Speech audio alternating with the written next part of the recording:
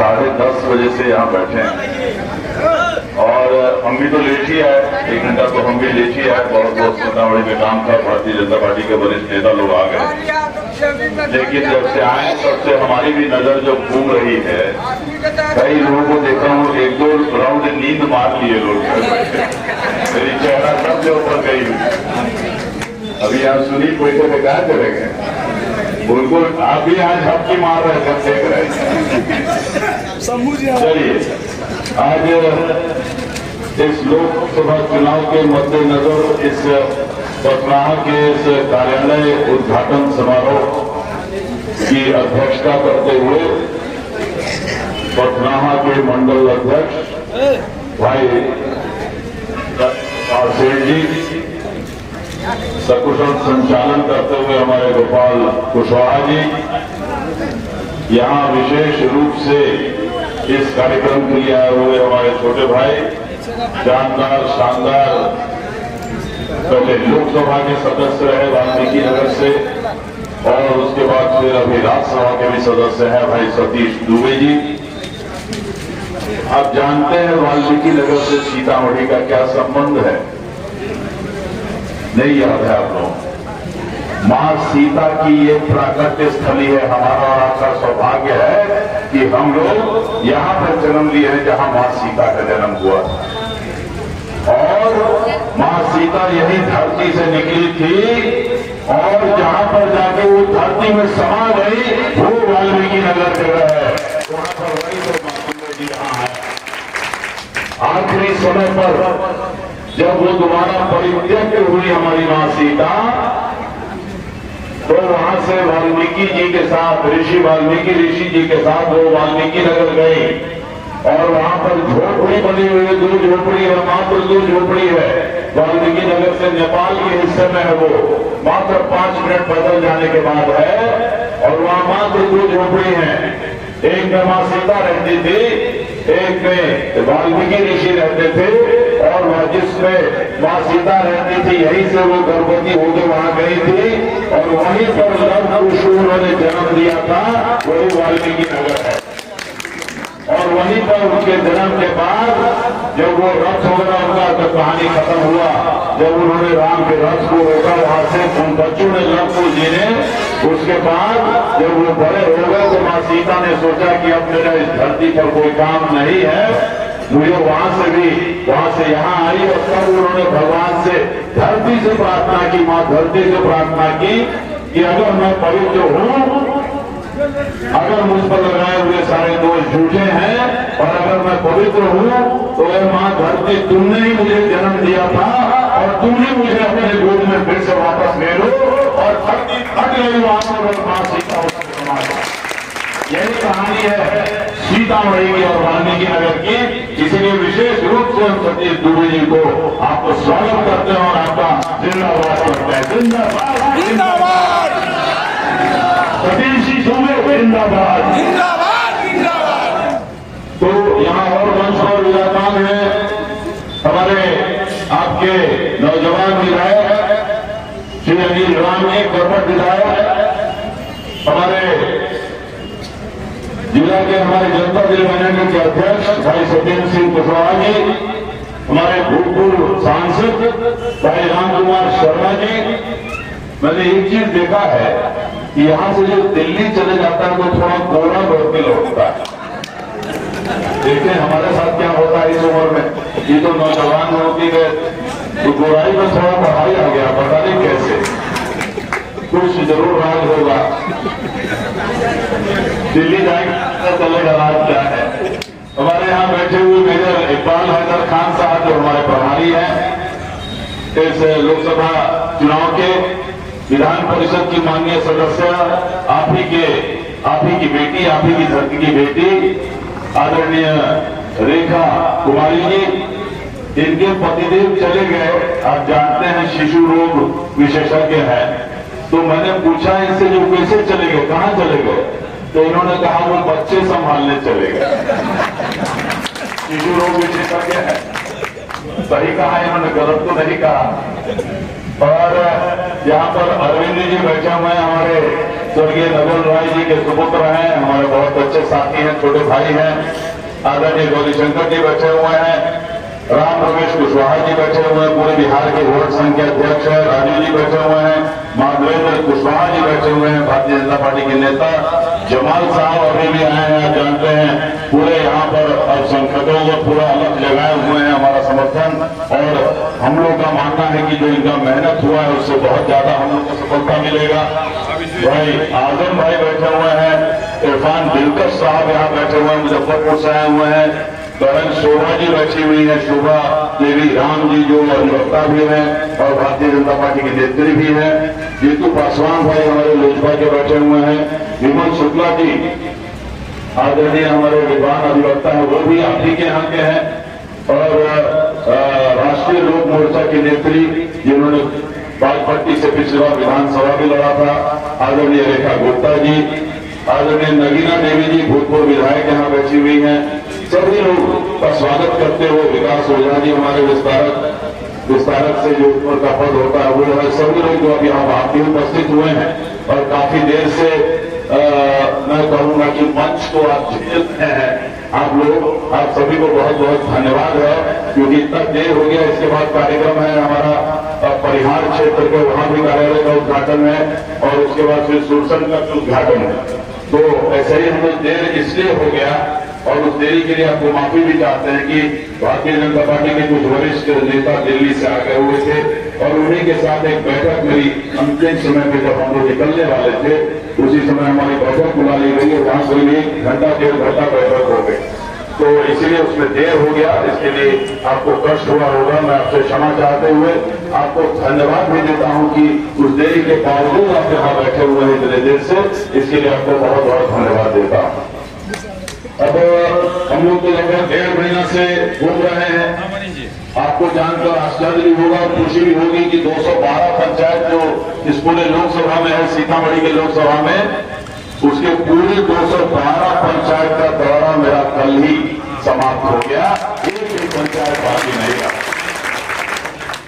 धन्यवाद अपने हमारे नेता नीतीश कुमार जी को, जिन्होंने 27 मार्च को ही मुझे सिंबल दे दिया मेरे हाथ में, कहा कि जाइए अब सीतामढ़ी के मैदान में मां सीता की धरती पर जाइए और विजय का पताका लहरा के आइए और पूरी तरह से वहां की जनता को बताइए कि हमारी किससे लड़ाई है, किस दल से लड़ाई है और किस दलदल में, जिस दल से हमारी लड़ाई है, किस तरह से दलदल में पूरे बिहार को इन्होंने फंसा के रखा हुआ था।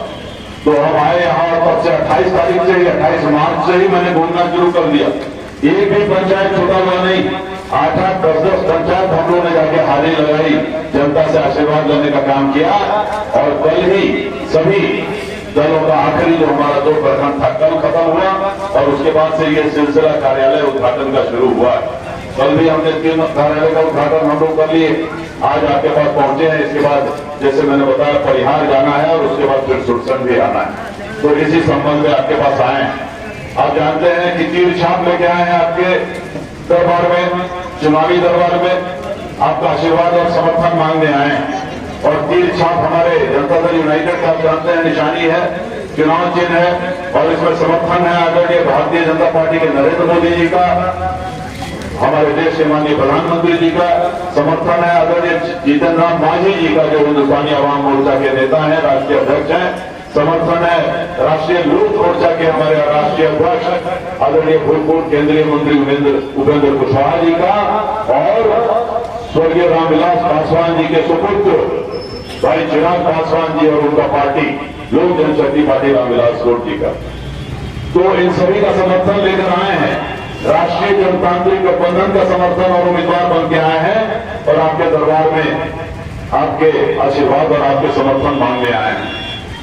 हम तो हम लोग का बस हफ्ता भर बाकी है, चुनाव का समय खत्म हो रहा है। आपको सभी दिखाई देता है कि पूरे सीतामढ़ी की जनता ने किस तरह से मन बनाया हुआ है आदरणीय नरेंद्र मोदी जी को समर्थन देने का, आदरणीय नीतीश कुमार जी को समर्थन देने का।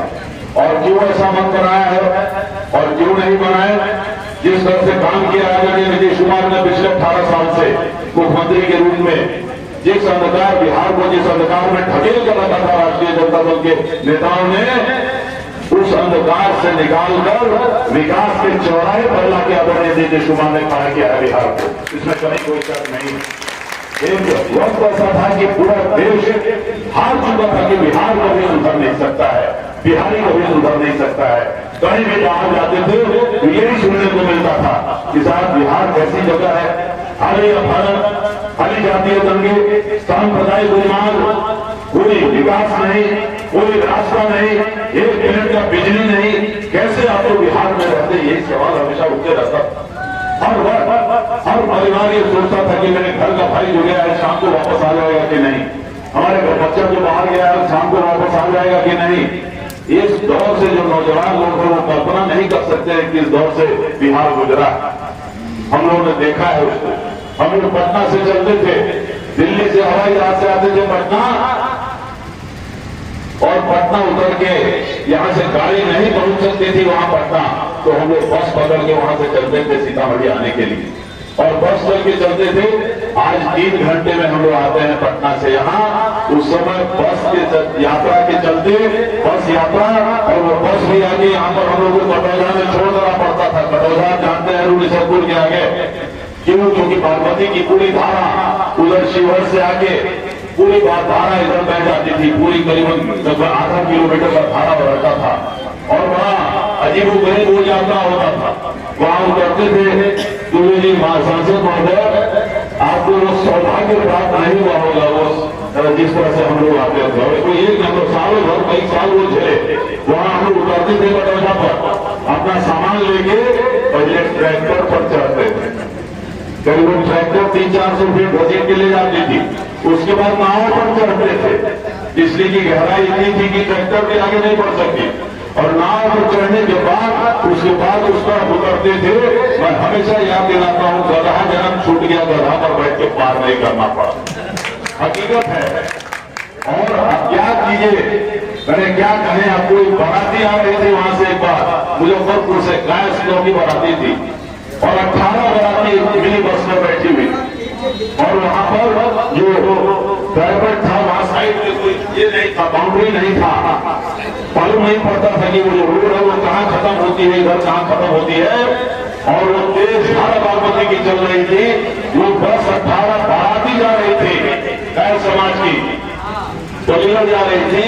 वो बस, वो जो बस है मेरी बस, वो नीचे गिर गई। 18 के 18 दूल्हा सहित 18 के 18 बाराती डूब कर मर गए। वो आप सोच सकते हैं। अगले दिन ही मैंने जाके कमिश्नर साहब अंजनी कुमार सिंह थे जो चीफ सेक्रेटरी होकर रिटायर किए, मैंने उनको कहा साहब आप कम से कम वहाँ एक बॉर्डर का बोर्ड पिलर लगा दीजिए लोहा का दोनों तरफ, तो मालूम तो पड़ेगा कि हाँ इससे नीचे गाड़ी नहीं जाना है, इसके तरफ बाएं नहीं जाना है। इस तरह से अगर इतना किए रहते तो बेचारे बहुत दुख प्रकट किए, और तुरंत 1 दिन के अंदर 24 घंटे के अंदर उन्होंने पिलर लगवा दिया ताकि उसके बाद भी किसी तरह की दुर्घटना नहीं हुई। तो वो दौर हम लोगों ने देखा है। लेकिन धन्यवाद नीतीश कुमार को, आज 15 साल 20 साल हो गए उस बात को। धन्यवाद नीतीश कुमार को कि जो सबसे पहले पुल का उद्घाटन हुआ पूरे बिहार में, उसी कटौझा पुल का उद्घाटन हुआ उनके शासन आने के बाद। और सबसे ज्यादा पुलिया अगर बना पूरे बिहार में तो सीतामढ़ी और शिवहर में बना, इसलिए किसी जरूरत थी यहाँ पूरे नेपाल से पानी आकर पूरे इलाके को एकदम ध्वस्त कर देती थी, पूरे इलाके को डुबा कर रख देती थी। सबसे ज्यादा पुलिया आपको सीतामढ़ी और शिवहर में दिखाई देगा पूरे बिहार में। और आप जाइए कहीं से कहीं चले जाइए, हम लोग जाते हैं कभी यहाँ से क्या समय लगता है, सब चले जाते हैं पूरे हाई स्पीड में 80, 90, 100 की स्पीड में चले जाते हैं। पटना से भी आने को 2.5 घंटा लगता है, ज्यादा तेजी रहे तो 2 घंटा में पहुंच जाते हैं, कहीं कोई दिक्कत नहीं। और रात में निकलने में किसी को डर नहीं लगता है, सीधे 2 बजे 11 बजे निकले 1 बजे पहुंच गए, 1:15 में पहुंच गए। तो ये हाल आज आदरणीय नीतीश कुमार के कारण आज हम ये देख रहे हैं। और बिजली 24 घंटे, आप कल्पना कीजिए शायद ही यहाँ पर कोई होगा जिसके हाथ में मोबाइल नहीं होगा, ऐसा कोई है क्या? शायद ही कोई यहाँ पर होगा। आप सोच लीजिए अगर वही लंदन जो में वापस जाइएगा तो आपका मोबाइल चार्ज कराने का भी आपको मौका नहीं मिलेगा।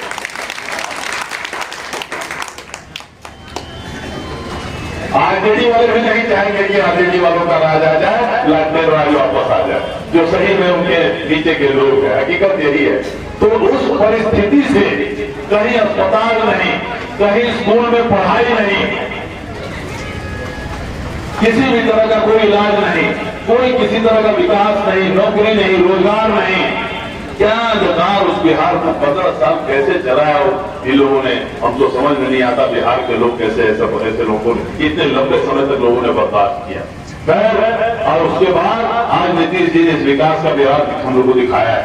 और साथ में आज नरेंद्र मोदी जी प्रधानमंत्री हैं 10 साल से, पूरी दुनिया में डंका बजा के रखे हैं भारत का। आज कोई भी अंतर्राष्ट्रीय सम्मेलन अगर आप टीवी पर देखते होंगे तो आप देखते होंगे जो दुनिया के सबसे शक्तिशाली राष्ट्र हैं, अमेरिका है, चाहे रशिया है, चाहे चीन है, उन तीनों के राष्ट्रपति भी अगर सबसे ज्यादा मान सम्मान किसी को देते हैं तो हमारे प्रधानमंत्री नरेंद्र मोदी को देने का काम करते हैं। दिखाई देता है ऐसा, देख के सीना गर्व से चौड़ा हो जाता है कि हमारे हिंदुस्तान को भी हम लोग पूरे दुनिया में विकसित और शक्तिशाली राष्ट्र मानकर चल रहे हैं। दुनिया में सबसे ज्यादा, सबसे तेज बढ़ती हुई अर्थव्यवस्था अगर कोई है तो आज हिंदुस्तान की है। ये सभी अखबारों में आता है, आप पढ़ते हो। इस तरह का काम किया उन्होंने कोरोना काल में। देखिए आज 10 साल उनको हुए, हर क्षेत्र में विकास है, हर राज्य में विकास है। और जो कोरोना काल में कैसा काम किया उन्होंने, सबसे पहले अगर पूरे विश्व में कोरोना की दवाई बनी तो हिंदुस्तान में बनी। ये भी हमारे लिए गर्व की बात है। आप जानते हैं तो कितने करोड़ लोग गुजरे चले जाते, क्या मतलब किस तरह का उस समय हालात थे, आप सब कोई जानते हैं। हम लोगों ने भी देखा, महीनों भर घर में रख के, 2-2 महीना 3-3 महीना घर में रख के सौभाग्य प्राप्त हुआ कि जितने लोगों को हम लोग उसमें मदद कर सके। पूरे देश के जो भी भाई फोन करते थे, जो इंतजाम उनके लिए कराना पड़ता था, पैसा ट्रांसफर कराना पड़ता था उनके अकाउंट में, सारा रिकॉर्ड है हम लोग के पास। ये सब हम लोगों ने कराने का काम किया, ये सौभाग्य मानते हैं। लेकिन धन्यवाद नरेंद्र मोदी जी को कि वो वैक्सीन आया और पूरे देश का बांटा गया और बाद में विदेश में भी उसका निर्यात किया गया।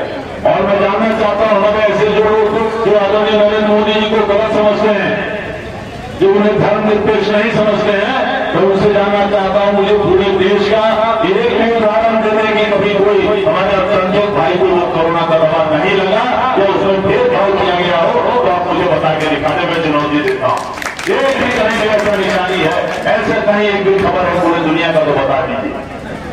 तो जान बचाता है नरेंद्र मोदी, अनाज आपके घर में भेजता है नरेंद्र मोदी, आयुष्मान कार्ड आपका बनवाता है नरेंद्र मोदी, शौचालय आपके घर में होता है नरेंद्र मोदी। और नरेंद्र मोदी धर्मनिरपेक्ष नहीं है ये कहिएगा, जरा आईना देखिए अच्छी तरह से अपना, तब आप आकलन कीजिए कि इस देश में क्या आपके विचारधारा है। तो मेरा मानना है, और अभी मैं कह रहा हूं कि जिस अभी 10 साल हुए, अभी तो सबसे शक्तिशाली देश हो रहा है, हिंदुस्तान निकल रहा है।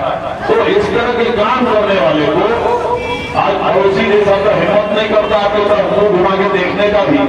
एक समय था कि जब हर 10 दिन पर कुछ न कुछ तबाह करता था, कोई न कोई आतंकी हमला हो जाता। और अभी देखिए उन्होंने क्या कमाल किया था मोदी जी ने। आदरणीय लालू प्रसाद यादव रेल मंत्री थे, डॉक्टर मनमोहन सिंह के मंत्रिमंडल में सबसे शक्तिशाली मंत्री थे, सबसे शक्तिशाली मंत्री थे। लेकिन हमारे स्वर्गीय पिछड़ों के नेता कर्पूरी ठाकुर जी को भारत रत्न देने का काम लालू प्रसाद यादव ने नहीं किया। सबसे शक्तिशाली मंत्री थे, पिछड़ों की दुहाई देते हैं, किसने दिया?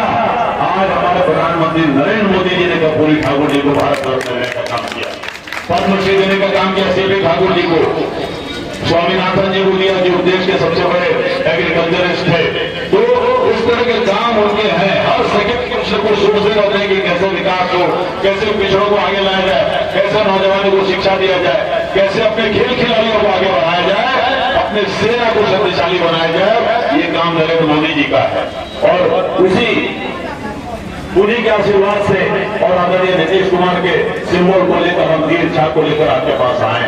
हम ज्यादा वक्त और नहीं लेंगे, और भी 2 जगह जाना है। आप सब लोग यहाँ जमा हुए हैं। पथना अपने आप में एक विशेष विधानसभा क्षेत्र है।